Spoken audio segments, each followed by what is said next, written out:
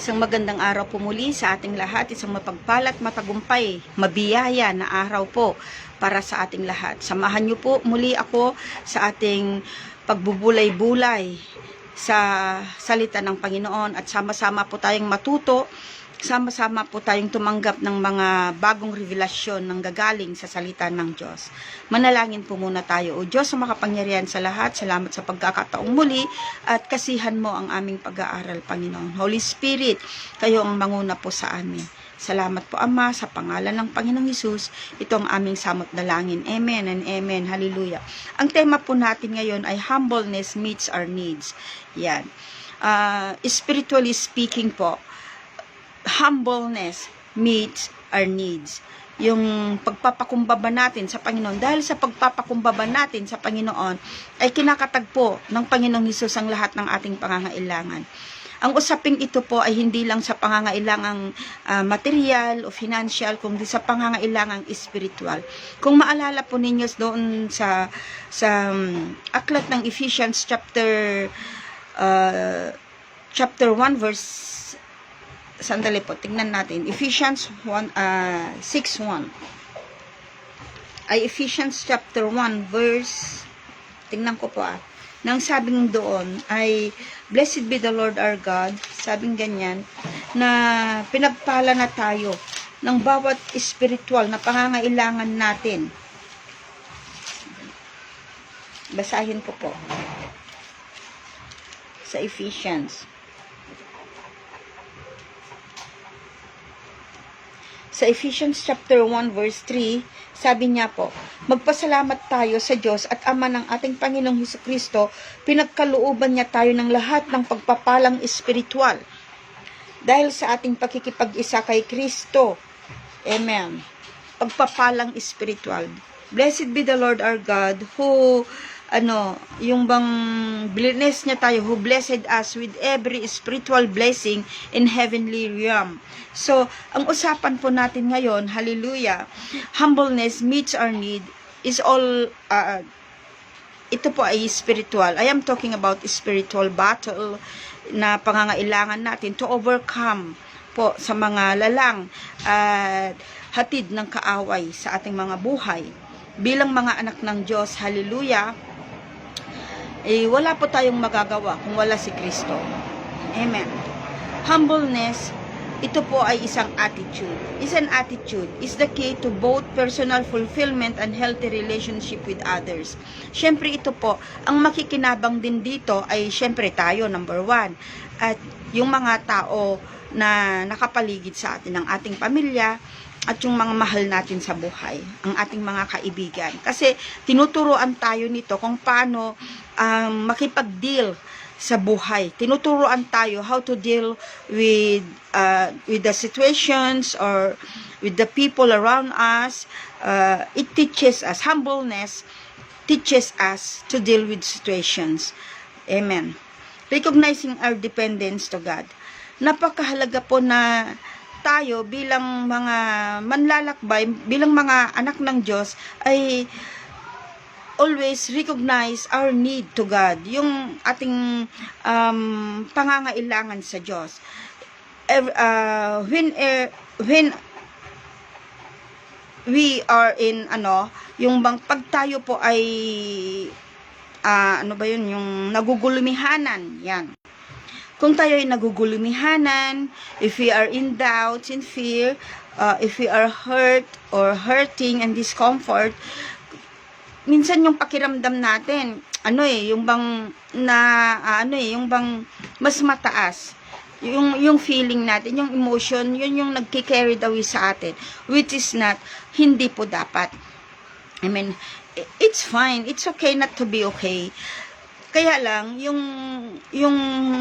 dapat yung ilalabas ng ating emotion, ilalabas yung bunga ng ating emotion, ay hindi para tayo ay lalong ma-down, kundi para tayo ay lumakas at makita natin ang kapangyarihan ng Diyos lalo sa ating buhay. Amen. Sa mga panahong ganito po na nasasaktan tayo, sa mga panahon na nagugulumihanan tayo, na dahil sa sakit na nararamdaman natin, nagiging discomfort tayo. Kumbaga, nagiging ilang na tayo, yung ganon. No? Sa mga panahong ito, may magagawa ang Panginoong Hesukristo. Ang kapangyarihan ng Diyos ang kailangan natin. Kasi hindi natin kayang ayusin ang ating mga sarili. Tanging siya lamang ang makapagtatama ng ating sarili, ng ating lahat-lahat po sa atin, ng ating kaisipan na itatama ng salita ng Panginoong Hesus. Ang ating nararamdaman na itatama ng salita ng Panginoon. Ang ating pananaw ay naitatama ng salita ng Panginoong Hesus. Ang tanging kapangyarihang kailangan po natin ay ang kapangyarihan ng Diyos. Kasi kung wala ang Diyos sa buhay natin, wala po tayong magagawa. So, it is very important to know our weakness, kung saan po tayo mahina, no? At kung saan din tayo malakas. Alam niyo mga kapatid, ang sabi nga ng Bible, no, kung tayo ay mahina, doon malakas si Kristo sa atin.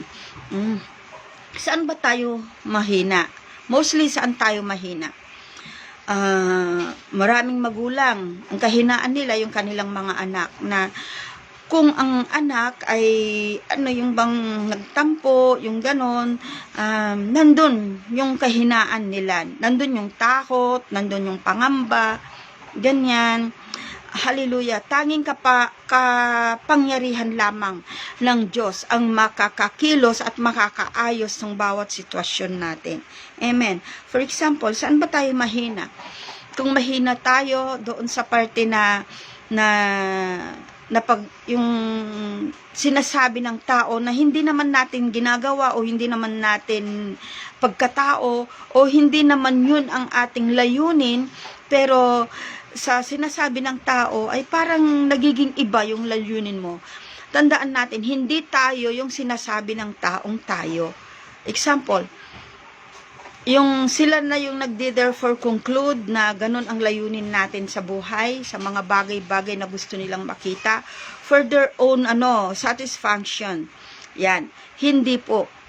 Huwag po tayong magpatangay doon. At kung mahina tayo sa parting yon, hallelujah, sorry po. Kung mahina po tayo sa parting yon, tanging kapangyarihan lamang ng Diyos ang makakatulong sa atin. Naalala ko, yung palaging sinasabi ng aking asawa noon, napakahina ko talaga noon sa parting yan. Yung pag may sinabi ang tao, ikinikilala ko po yan, pero isinuko ko po yan sa Panginoong Hesukristo. At ang ginawa ng Diyos sa akin, pinaunawan niya. Pinaunawan niya ang sitwasyon, pinapaunawan niya yung mga pangyayari, ganyan, pinapaunawan niya ang lahat-lahat sa akin. Dati ang hinahina kong ganyan, masabihan lang ako ng bagay na hindi ko namang ginawa o wala sa nilingap hindi ko naisip, yung ganon, ay nasabihan lang ako ng ganon, talagang nagmumukmuk ako, umiiyak ako.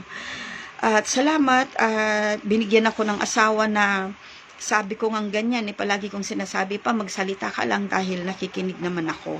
Hallelujah, ginagamit siya ng Panginoon para ako'y pagsabihan. Sabi niya, ang hindi ko makakalimutang pangaral niya sa akin ay libang Panginoong Hesus, sinabihan siya ng napakaraming bagay. Sinabihan siya na sinungaling siya, sinabihan siya ng yung maraming bagay na hindi naman totoo, hindi siya sumagot. Sabi niya, buong pusong pagpapakumbaba pa rin sa kalooban ng Diyos. Amen. Tayo po ay buong pusong magpakumbaba sa kalooban ng Diyos. Totoo po, hindi kalooban ng Diyos na sabihan tayo ng mga bagay-bagay na hindi naman tayo. Nasabihan tayo ng mga bagay-bagay na naaayon sa pananaw nila. Naaayon sa mga pananaw ng ibang tao para lang mapunan yung kasiyahan nila, para lang mapunan at maitaas yung mga sarili nila na mas mababa sa paningin nila sa atin. Totoong masakit po yan. Pero, hindi naman po yun ang totoo sa harapan ng Diyos. Ang mahalaga po kung ano yung tingin ng Diyos sa atin. At ang pinakamahalaga ay kung ano yung katotohanan sa harapan ng Diyos. Maaring sa mata ng tao yun ang katotohanan. Pero iba ang katotohanan pagdating sa ating Panginoong Hesus. Kasi ang Diyos ang nakakakita ng tunay na tayo. Ang Diyos ang nakakakita, nakakatalos ng ating puso.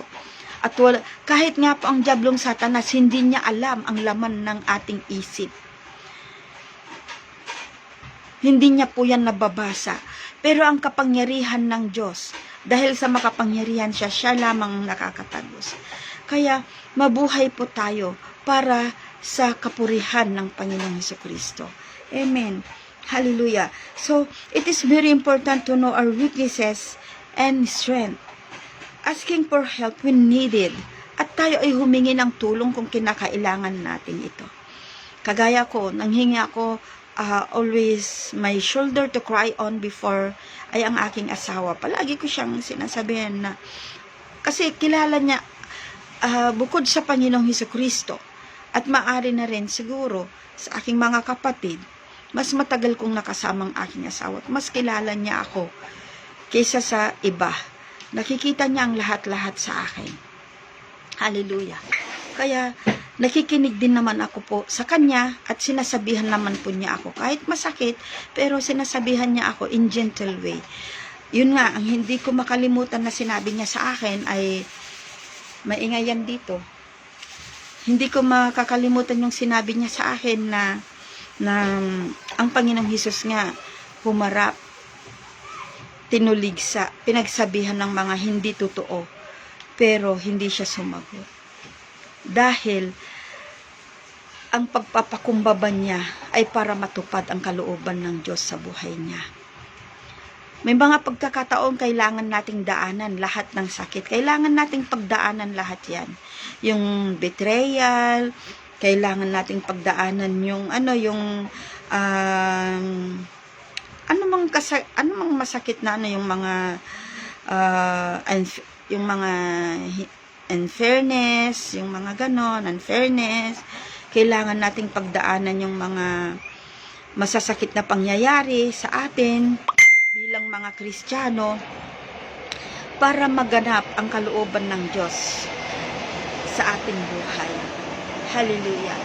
Kasi sa mga bagay-bagay na yon, doon doon sumisinag, doon sumisilip yung liwanag. Doon nagliliwanag si Kristo sa atin. Amen. Hallelujah. At kung kailangan natin ng tulong, kailangan natin may mapagsabihan, humingi ng tulong, humingi ng panalangin, hallelujah, gawin po natin ito. Ang pagkilala natin sa ating mga kahinaan, ang pagkilala din sa ating mga kamalian, yan po ay tanda ng kalakasang galing sa Diyos. Tanda ng pagpapakumbaba at yan po ay nagiging daan para sa ating katagumpayan. Amen. Hallelujah. Praise the Lord. Humility is in contrast with pride. It is a direct contrast to pride, which the Bible says comes before a fall, while humility is what God rewarded. Amen. Ang pride po, nagpapalagpak sa atin. At ang nare-reward sa atin ng Panginoon ay yung pagiging mapagpakumbaba natin. At siya yung ating dakilang gantimpala. Kung siya yung ating dakilang gantimpala, yung mga magagandang bagay ang ipangyayari, ipaparanas niya sa atin. Pwede mong tanungin, saan ang maganda doon kung binitray ka? Saan ang maganda doon kung binitray ka? Ang maganda doon, nasaktan ka, umiyak ka sa Panginoong Hesukristo, nagpakumbaba ka sa Diyos. Sinabi mo, Lord, nasaktan ako, ayaw ko nito, tanggalin mo ito, Panginoon. Tulungan mo ako na magpatawad at makalimot. Makapangyarihan ng Diyos na gagawin niya ito sa iyo. Saan ang kapangyarihan ng Diyos doon? Yung pagagalingin ng Diyos, yung sakit na nararamdaman mo. At yung pupunasin, buburahin ng Diyos, yung pangyayari na nagdulot ng sakit sa nararamdaman mo. At tanging kapangyarihan lang ng Diyos ang makapangyayari yan sa buhay natin. Ito po ay matapang kong sinasabi dahil naranasan ko rin po ito. May nagawa, maraming nagawa ang tao sa akin. Dumating sa punto na sinabihan akong demonya, pastoran, marami. Masakit. Mayroon din yung walang ganong word, pero talos sa buto yung pagsisinungalingan na harap-harapan. Pero alam nyo, sa mga lahat ng sakit na yon, iiyak mo sa Panginoong Hesus. Humingi ka ng panalangin. Hallelujah. At ang kapangyarihan ng Diyos ang pupunas sa lahat ng bagay na yon na parang walang nangyari. At ang kagalakan mo ay magpapatuloy sa paglilingkod sa Kanya.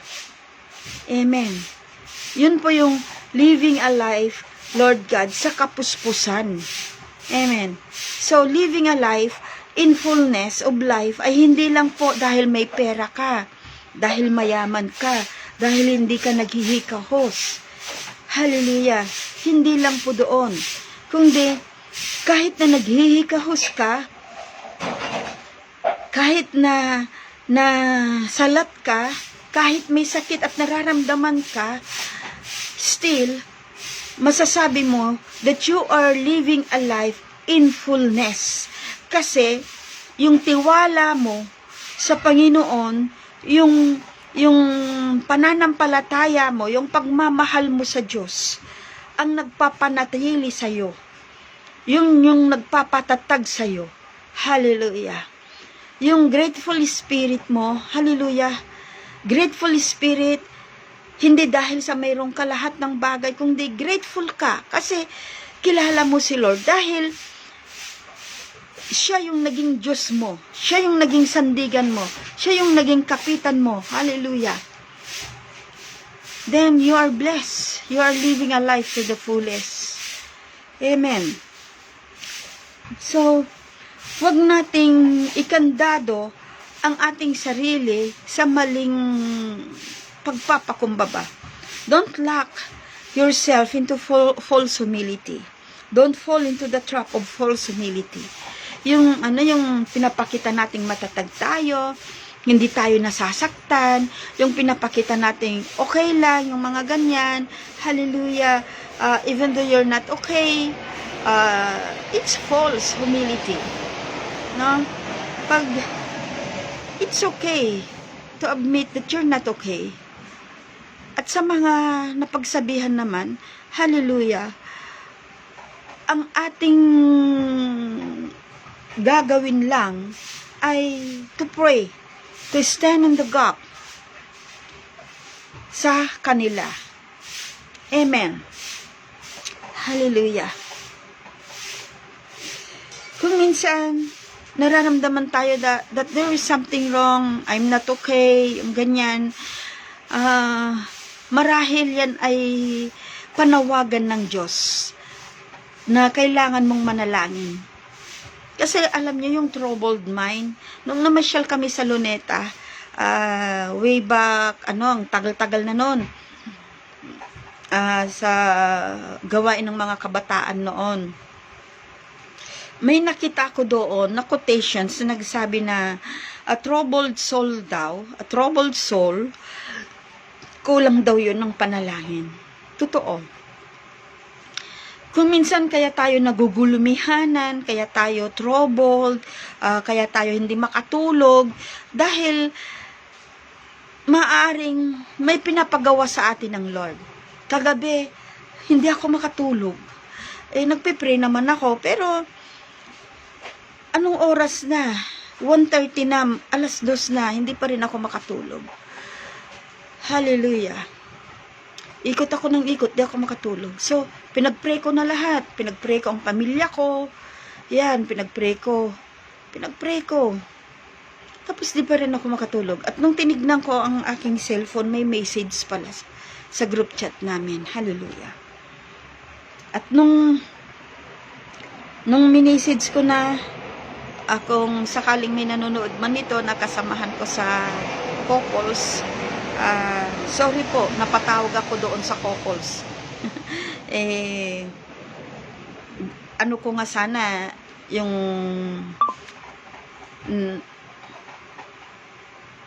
yung private na lang. Kaso napindot ko doon sa couples. Pero I try naman sa private. Yan. Pagbukas kong ganyan, hallelujah, nakita ko may message. Isang agarang paghingi ng panalangin. Dahil sa takot. Dahil sa pangangailangan. Marahil more on sa pangangailangan ng pangangailangan na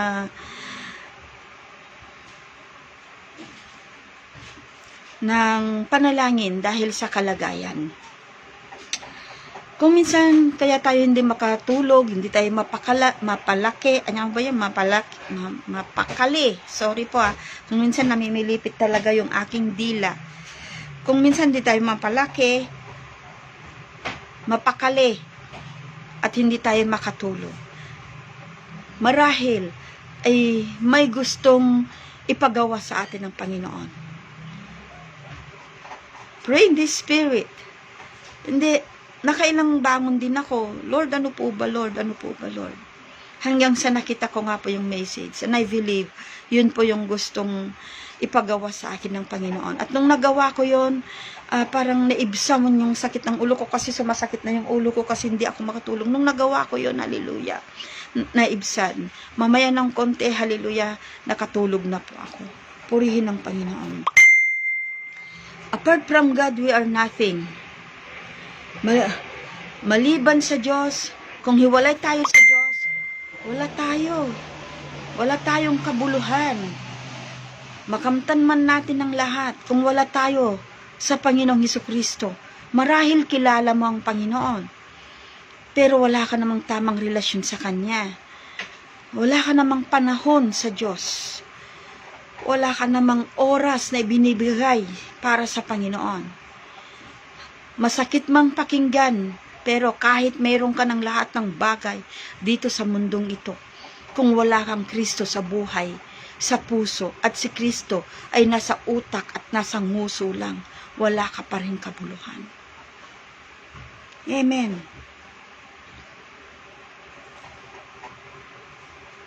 Isang masakit na salita, pero isang makatotohanan po iyon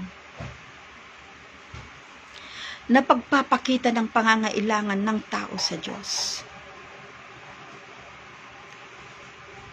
Hallelujah. Without God in our life is like a calf that is easily blown away and scattered by a wind. Kung wala ang Diyos sa buhay natin, ay para tayong ipa na pag hinanginan o pag may kunting hangin lang, nililipad kung saan-saan direksyon. Wala nang direksyon, wala nang focus.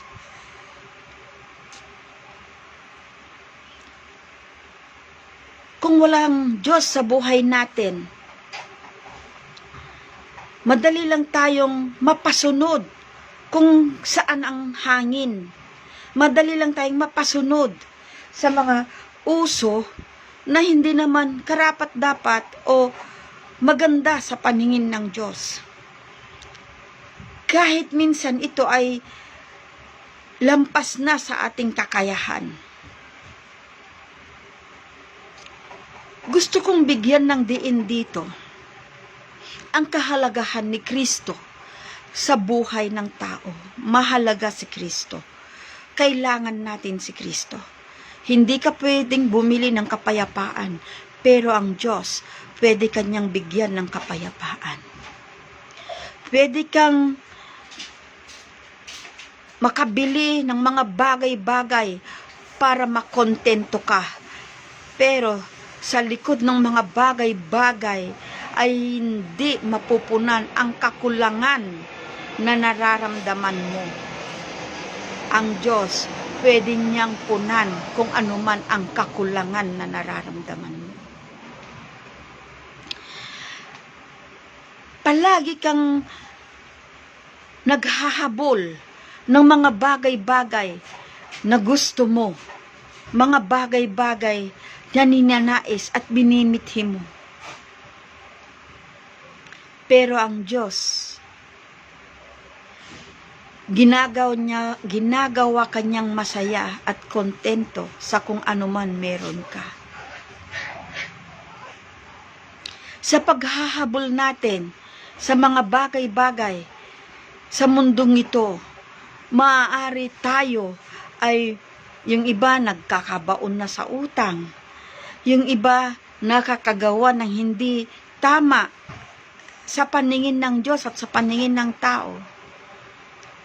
Pero ang Diyos, papawiin niya, i-comfort ka niya.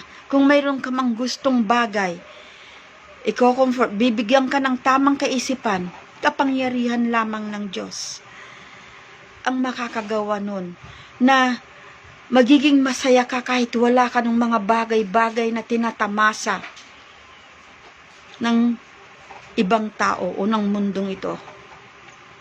Hindi kanya bibigyan ng inggit dahil ang inggit ay galing sa kaaway. Kung di gagawin ng Diyos na maging mapagpasalamat ka sa onte na meron sa'yo. Dahil ang tunay na kayamanan at ang tunay na pag-iimpok ng kayamanan ay hindi dito sa lupa, kundi sa langit. Ang lahat ng hinahabol natin dito sa lupa, mawawala, matutunaw. Pero ang lahat ng ginagawa natin para sa Diyos at para sa kanyang kaharian, sa kabila ng ating sariling pangangailangan at sa kabila ng ating sariling kahikahusan. Pero patuloy tayong gumagawa sa Diyos. Yan ay may gantimpala at hindi matutunaw sa apoy, hindi mawawala, at yan ay kikilalanin ng Diyos. Kaya piliin natin kung saan tayo maging mapagpasalamat. Bakit ka nagpapasalamat sa Diyos? Nagpapasalamat ka ba dahil meron ka lahat ng bagay? O nagpapasalamat ka kahit hikahus ka, ay meron kang Diyos sa buhay mo? Dahil meron ka ng bagay na wala sa mundong ito. Mayroon kang kapayapaan, mayroon kang kagalakan, mayroon kang pagpupuri sa Diyos. Mayroon kang buhay na walang hanggan. Hallelujah. Yung mga bagay-bagay na tinatamasa natin dito sa lupa, yung paghahabol natin ng kayamanan, paghahabol natin ng mga luxurious na kung anumang bagay na yan, hallelujah. Yung mga bagay na yan, hindi ka kayang dalhin sa langit niyan. Pero, kung yung relasyon mo at ginagawa mo ng buong puso para sa Diyos, yan ang magdadala sa'yo, magdadala sa atin sa kaharian ng Panginoon. Yan ang kikilalanin niya. Yan lamang yung tanging madadala natin sa harapan ng Diyos. Kaya wag nating ipagmalaki at wag tayong maging mapagmalaki. Mayroon man tayo lahat ng bagay sa mundong ito, pero kung wala si Kristo sa buhay natin, taas noo kong sasabihin, wala kang kabuluhan. Wala tayong kabuluhan. Aminin natin, kailangan natin si Kristo. Kailangan natin ng Diyos. Ang buhay mo, kailangan mo ang Panginoong Hesus.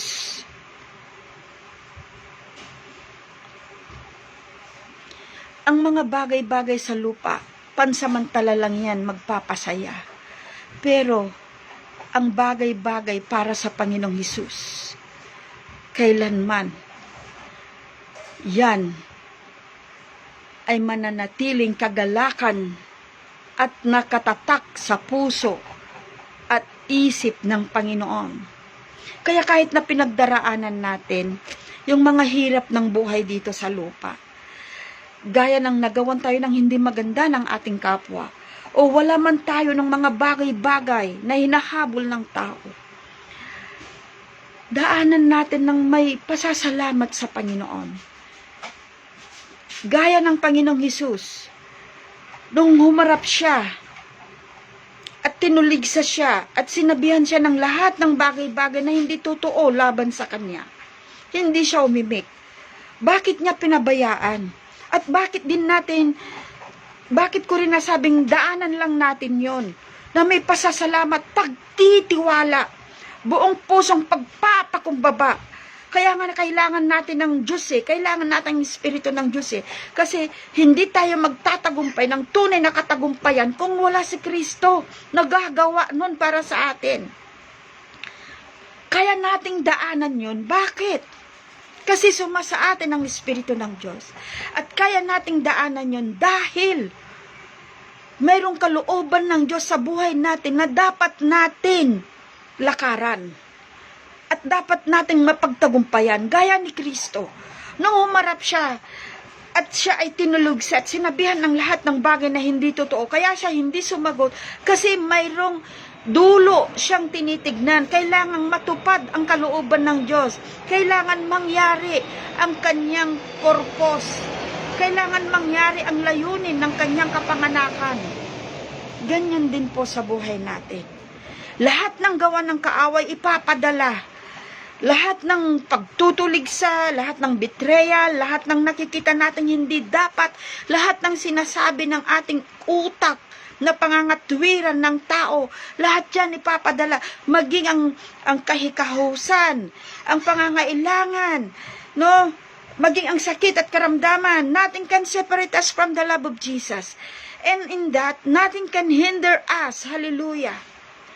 Para makamit natin ang tagumpay, kailangan nating daanan ng lahat ng yon.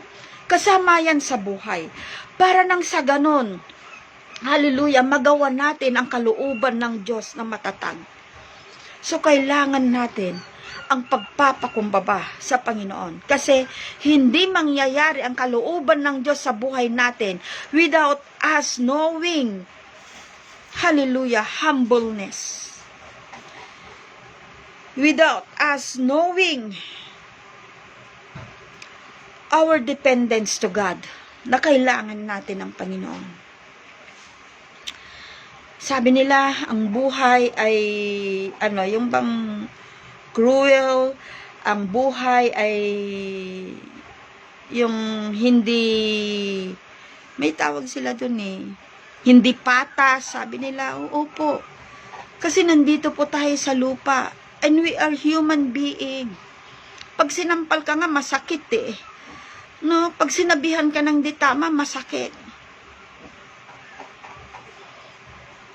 Pero we're not just a human being. Yes, we are a human being, but we are not just an ordinary human being because we have Jesus in our hearts. Kasi mayroon kang Kristo. So, ang ibig sabihin, lahat ng pangangailangang spiritual mo, spiritual ko, lahat ng pangangailangan ko para sa aking katagumpayan ay ibinigay na ng Diyos. Naaayon din yan at nakasulat din yan. It is written in Ephesians chapter 1, verse 3. Blessed be the Lord, our God, who blessed us. Blessed us. So, ang ibig sabihin, hindi niya sinabi, blessed be the Lord who will bless you. Kundi blessed us, blessed you with every spiritual blessings in heavenly realm. At ano ang gamit niyan? Ang gamit niyan for us to be able to stand against all the wiles of the devil. For us to be able to conquer, to be able to pass through sa lahat ng linglang ng kaaway, sa lahat ng pagdidismaya ng kaaway. Alam niyo, ang kaaway, pipilitin niya tayong madismaya. Pero alamin natin, kahapon na pag-aralan natin, know our worth. Our worth is the blood of Jesus. So alamin mo, kaibigan, kapatid, halaga mo ay ang dugo ng Panginoon Kristo. Ang halaga natin ay yung hindi pagsagot ng Panginoon noong habang siya ituligsa. Ang halaga natin ay bawat sugat, bawat latay, bawat dugo. Ang halaga natin ay ang puso ng Panginoong Hesukristo na pumutok at tubig na lang ang dumaloy dahil wala ng dugo. Ang halaga natin ay ang coronang nung ipinaon sa ulo niya, bumaon hanggang doon sa sky na. Ang halaga natin ay yung latigo na pag hinilang ganyan, balat ay sumasama. Yun ang halaga natin. Ang dugo, ang sakripisyo ng Panginoon. Hallelujah. Kaya napakahalaga ang pagpapakumbaba dahil wala tayong kapangyarihan gawin ang supernatural na kapangyarihan na gaya ng Panginoon na maalis sa atin at hindi tayo yung respond sa mga bagay-bagay na ginagawa at ibinabato sa atin ng kaaway sa pamamagitan din ng mga tao o ng anumang pangyayari. Wala tayong kapangyarihan. Tanging kapangyarihan lamang ng Diyos. Ang masasabi ko, basahin mo ang Bible. Alamin mo ang Bible. Alamin natin. Basahin natin ang Bible. Amen. Hallelujah. Huwag tayong maging ipa. Gaya ng isang ipa na pag hinipan ng hangin, napupunta na sa kanya-kanyang direksyon. Ganyan po ang wala kay Kristo. Ang isang taong wala kay Kristo ay gaya ng isang ipa. Bagamat kilala niya si Jesus, pero wala siyang relasyon sa Panginoon at ang Panginoon ay nasa dulo lamang ng kanyang bibig, hallelujah, at nasa anino ng kanyang isip, ay parang isang ipa na pag ito ay hinipan ng hangin, napupunta kung saan-saan, kung ano-anong hinahabol sa buhay na ito. Habulin natin ang kalooban ng Panginoon. Iporsyon natin ang kalooban ng Diyos. Mabuhay tayo sa gitna ng kapangyarihan ng Panginoong Hesukristo. Dahil yon ang pinakaligtas at pinakasiguradong lugar dito sa mundo. Wala nang ibang hihigit pa sa presensya ng Diyos. Wala nang ibang makakapagbigay ng tunay na kagalakan kundi ang sa piling ng Panginoong Hesus. Hallelujah.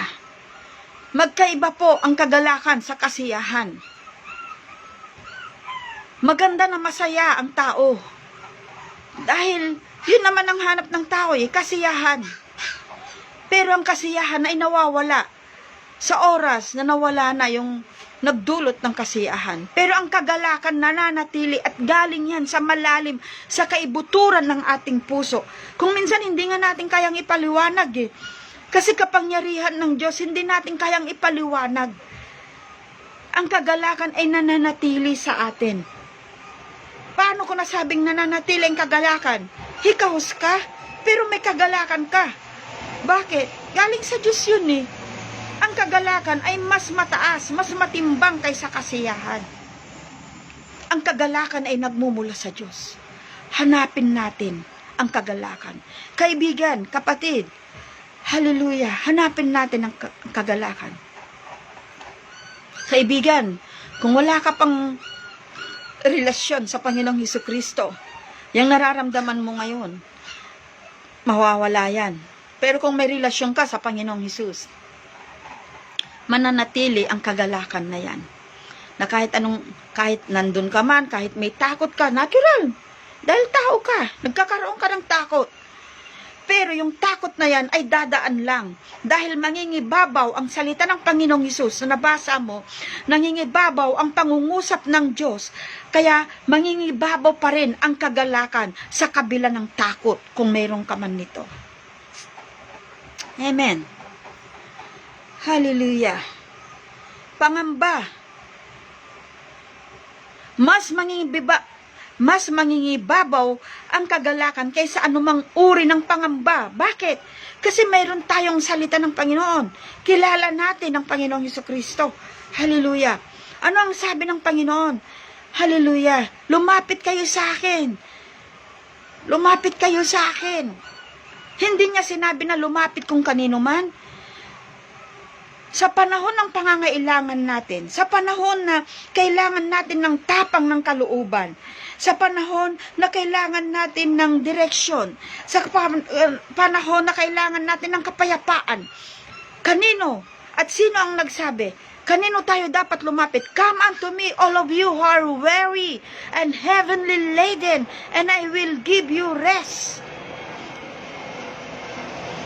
Alam ba natin kung ano yung rest na yon? Hindi yun rest in peace. Alam ba natin kung ano yung rest na yon? Isang kapayapaan na nagsasabi, ako ang bahala sa iyo, anak. Isang kapayapaan na nagsasabi na sa kapangyarihan ng Diyos, makapangyayari ang mga bagay-bagay na hindi natin kaya. Kaya nga, hindi rin natin lubos maisip, hindi natin matarok ang kapangyarihan at pagmamalasakit na Kristo.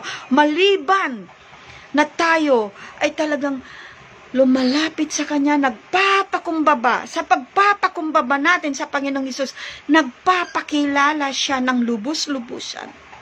Marami pa tayong dapat malaman sa Panginoon. Marami pa tayong matututunan sa Panginoon. Kahit sabihin nating pastor na ako, bishop na ako, apostol na ako, hallelujah, marami. Hanggang buhay tayo, hindi tayo titigil na matuto para sa Diyos. Dahil ang Diyos, napakarami pa niyang ibubunyag na mga dakilang bagay sa atin. Doon tayo magiging excited. Amen. Hallelujah. Kaya yung feeling ng down tayo, anumang pakiramdam yan na hindi maganda, na nagiging discomfort tayo, mas mataas ang kapangyarihan ng Diyos na magdala sa atin para sa ating kagalakan at para gumawa sa ating pagpapatuloy na paglilingkod sa Kanya. Huwag nating tignan yung kapangyarihan ng ating kapwa. Tumingin tayo sa Panginoong Hesus. Kasi yung kapangyarihan ng ating kapwa, limitado. At tao rin yan, na nakikibaka rin sa kanyang pananampalataya. Lumapit tayo sa Panginoon. Ang pagtitiwala ay ilagak natin sa Panginoong Hesus. Amen. Hallelujah. Purihin ang Panginoon. Tingnan natin palagi kung ano ang sinasabi ng Panginoon sa ating mga sitwasyon. Tingnan natin palagi. Hallelujah. Sa pamamagitan nun, magdadala sa atin ng kumpletong kalayaan. Kalayaan na magpuri sa ating Panginoon. Isang kalayaan na tayo ay makapagpatuloy sa ating paglilingkod sa Panginoong Hesus. Sa kabila ng tayo mismo ay may sariling pangangailangan, na tayo mismo ay may mga sariling battles. Pero sa kabila nun, bakit tayo nakakapagpatuloy? Dahil sa pagpapakumbaba natin sa Diyos, dahil sa kagalakang inilalagay sa atin ng Diyos, dahil ang Panginoon kinukontento niya tayo, dahil ang Diyos siya ang bumubuo sa atin. Amen. At pag tayo ay nagpakumbaba sa Panginoong Hesus, alam nyo, ito ay nagbubukas ng isang susi. At ano ang susi na yan? Tignan natin ha. Susi sa Ephesians chapter 3 verse 19. Basahin po natin. Ephesians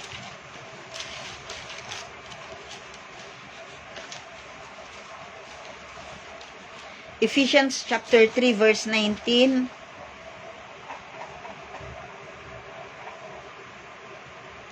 At naway makilala ninyo ang di matingkalang pag-ibig na ito upang mapuspos kayo ng kapuspusan ng Diyos.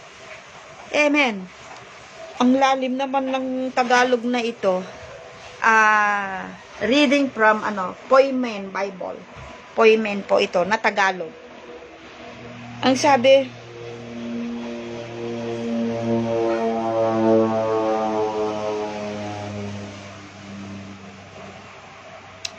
basahin ko po magmula 14. Dahil dito, Ako'y naninikluhod sa Ama na siyang pinagtutularan ng pagkaama sa bawat sambahayan sa langit at sa lupa. Hinihiling ko ayon sa kanyang kayamanan at kadakilaan na palakasin niya ang inyong buhay espiritual sa pagmamagitan ng kanyang espiritu. Naway, manahan si Kristo sa inyong puso sa pamamagitan ng inyong pananalig sa Kanya upang sa inyong pag-uugat at pagiging matatag sa pag-ibig. Maunawaan ninyo kasama ng mga hinirang, binibigyan tayo ng unawa ng Panginoon sa mga nangyayari po sa atin, na gaya ng nasabi ko kanina.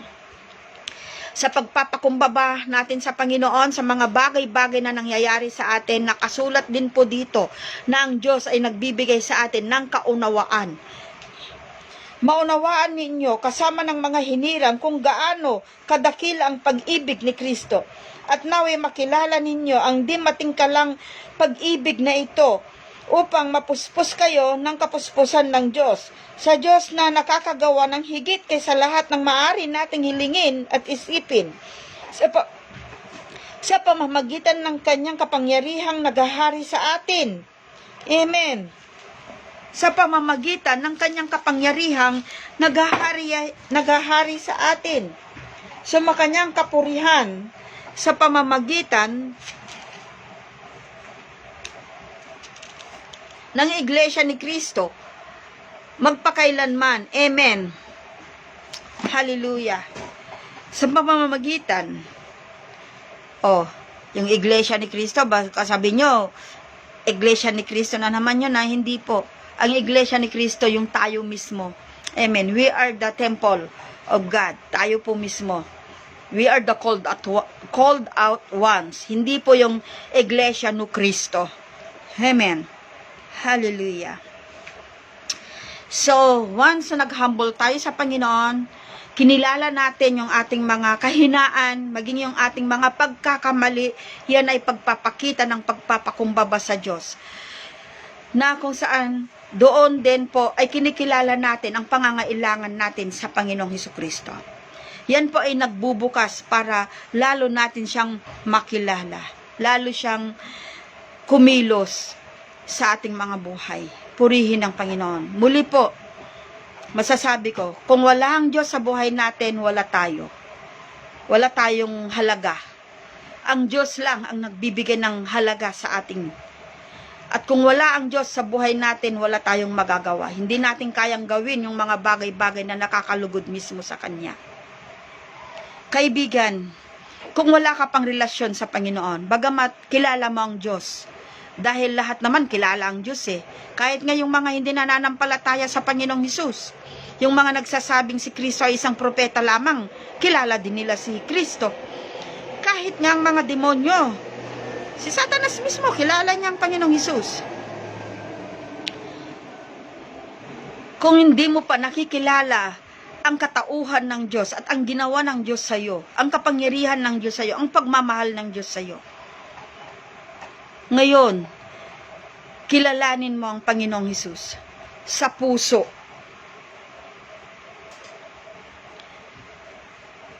Na kung saan ang pagkakilala sa Panginoong Hesus ay may kasama ito sa ating pamumuhay. Kailangan nakikita ito sa ating buhay. Ang pagkakilala sa Panginoong Hesus ay paghahangad ng mga bagay-bagay para sa Kanya. Ang pagkakilala sa Panginoong Hesus ay inuuna ang Diyos kaysa anumang bagay, mapatao man ito o mga material na bagay. Ang pagkakilala sa Panginoong Hesus ay isang buhay na nakasentro sa Kanyang kalooban. Kahit mahirap, may kagalakan kasi kilala natin ang Diyos. Ang mga mayayaman naman, nandun yung kanilang pagmamahal sa kanilang kapwa, sa kanilang mga kapatiran kay Kristo. Hindi nila itinuturing na mas mayaman sila kaysa sa iba. Marami akong nakitang taong ganyan. Dahil kilala nila ang Diyos. Hallelujah. Sino ba? Marami.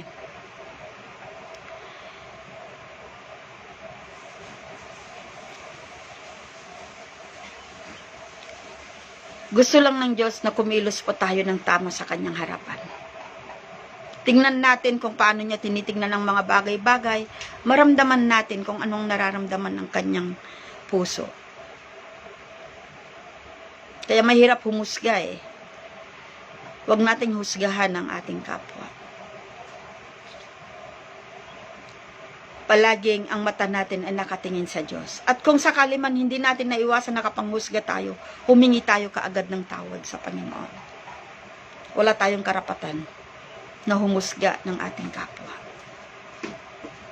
Ang karapatan lang natin ay ipanalangin ang ating kapwa.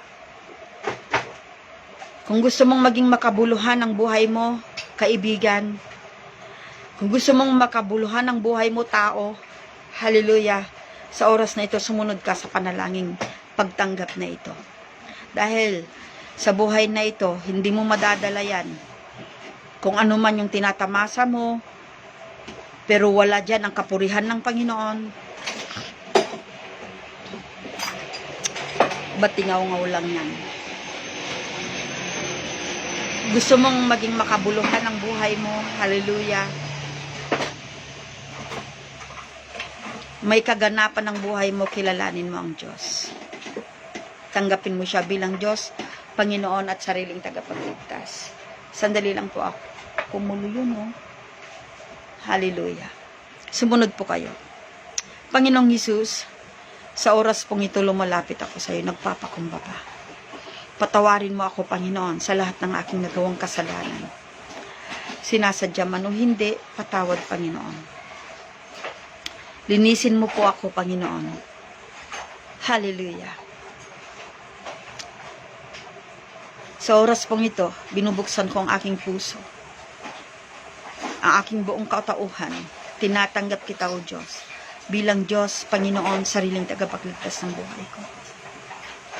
Ikaw ang maghari at hindi na ako, Panginoon. Kalooban mo ang aking masundan, malakaran at hindi ang kalooban ko. Salamat po, Ama. Magmula sa oras na ito, ako'y susunod sa iyo. In Jesus' name, Amen and Amen. Kung ginawa mo yan ng buong puso, hallelujah, purihin ang Diyos. Gagabayan ka ng Panginoon. Aalisin niya yung appetite mo sa mga bagay-bagay na hindi kalugod-lugod sa Kanya. Amen. Manalangin po tayo. Hallelujah, Lord, na makapangyarihan sa lahat, maraming salamat po. Tunay nga po, Panginoon, ang mundong ito'y kailangan ka. Kailangan ka ng aming mundo. Kailangan ka ng bawat tao, Panginoon. Hallelujah. Dalangin ko po, Diyos, na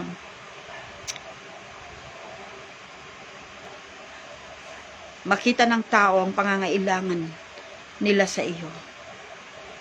Makita ng bawat isa, O Diyos, ang pangangailangan nila sa iyo. Maraming salamat po, Ama. In Jesus' name, Amen and Amen. Purihin ang Diyos. At sa oras pong ito, manalangin po tayo. Hallelujah, Lord. Gusto kong ipag-pray yung ating kapatiran na si Rochelle. Agree with me, please. Panginoon, maraming salamat po sa buhay ni Rochelle. Manguna ka po sa kanya. Sa lahat ng gagawin sa kanya, Panginoon, sa lahat ng proseso, nandoon ka, Panginoon, nakahawak ka po. Pakialaman mo lahat ng proseso, Panginoon, sa kanyang pag-undergo ng operation. At bigyan mo ng lakas ang kanyang pangangatawan, Panginoon, Lord, na tumugon sa gagawin sa kanya, Panginoon, para sa kanyang kompletong kagalingan. Salamat po, Ama. Salamat po sa inyong papuri in Jesus' name. At salamat sa pag-iingat mo po sa bawat isa po. Sa aming lahat, in the name of Jesus. Sa mga concern ng bawat isa, Lord, hallelujah, salamat sa pagkatagpo mo po nito. In Jesus' name, Amen. Maraming salamat po.